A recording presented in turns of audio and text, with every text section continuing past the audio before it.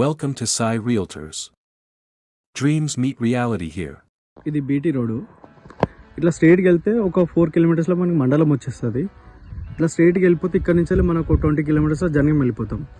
Okay, మొత్తం BT road ఉంటుంది. కొంచెం ముందుకు వెళ్ళినాక డబుల్ రోడ్ ఉంటుంది. ఒక 1/2 కిలోమీటర్ పోగానే డబుల్ రోడ్ ఉంటుంది.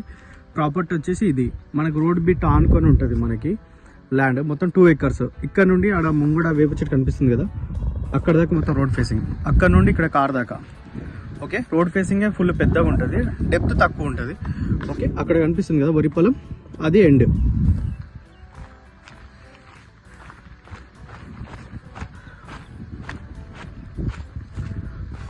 టూ ఎకర్స్ ల్యాండ్ ఇది.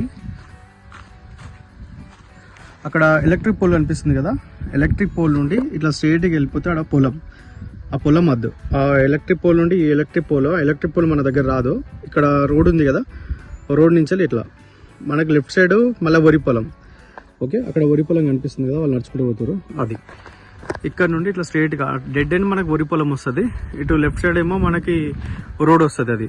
ఓకే, ఇంతకుముందు కల్టివేషన్ లేదు ఇందులో. మనకి 2 acres ప్రాపర్టీ. ఇక్కడ నుండి ఎదురుగడ కావు పడుకుంది కదా, అక్కడ బఫెలో ఉంది కదా కావు, అక్కడ దాకా వస్తుంది. అక్కడ కావు ఇంకోటి బఫెలో ఉంది రైట్ సైడ్.